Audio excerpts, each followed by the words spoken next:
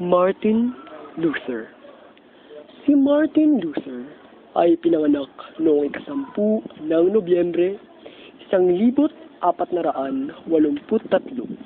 sa Eisleben, Saxony, Holy Roman Empire.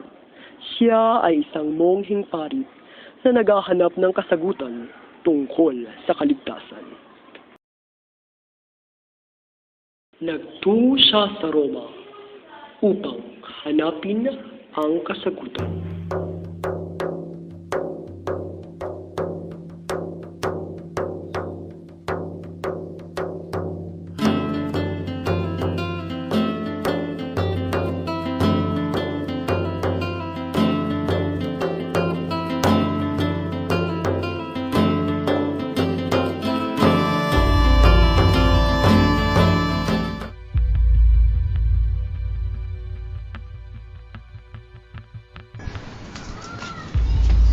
Padre Tetzel, kami po ay makasalanan. Paano po kami mapapatawad? Iyong mga makasalanan ay mapapatawad lamang sa pamamagitan ng isang dasal, ang indulhensya. Kailangan ko lamang ng onting salapi.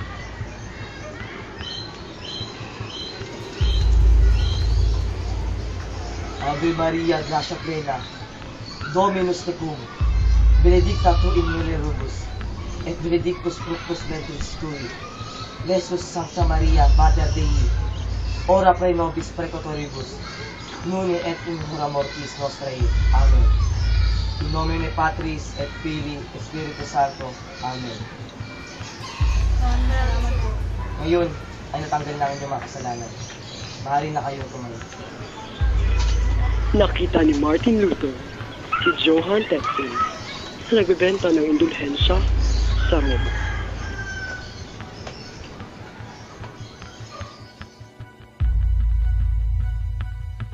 Pumunta at umakyat si Martin Luther sa Pilate Stairs.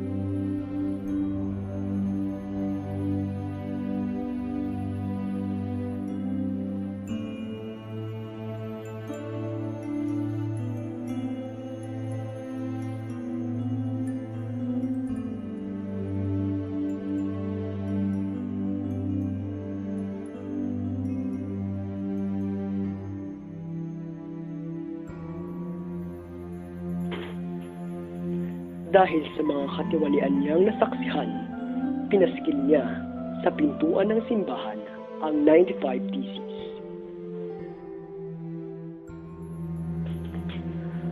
Pinatulan ni John Eck ang hamon ng 95 Theses, kaya't binigyan ni Pope Leo X ng babala si Martin Luther.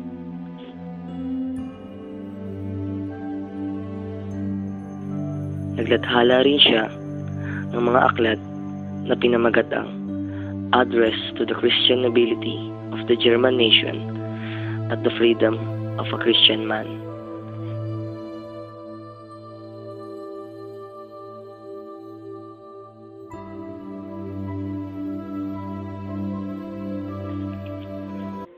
Pagpapatawag sa Diet of Worms.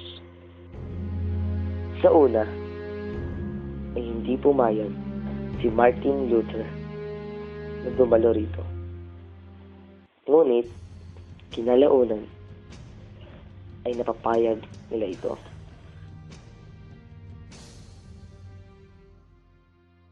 Nagagalak ko ang magnulungo sa magingin mong ino. Lugod ko pong dumalo sa pagtitipong ito. Bakit nga po pala ninyo ako pinatawag?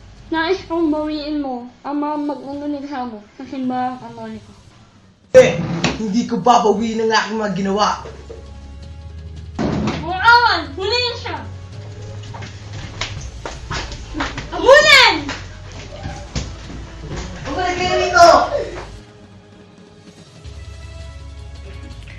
Sa pagtitipon na yun, itinakas ni Frederick the Wise si Martin Luther papunta sa kaharian ng Wartburg. Sa kaharian ng Wartburg, doon niya isinalin ang Biblia sa wikang Aleman.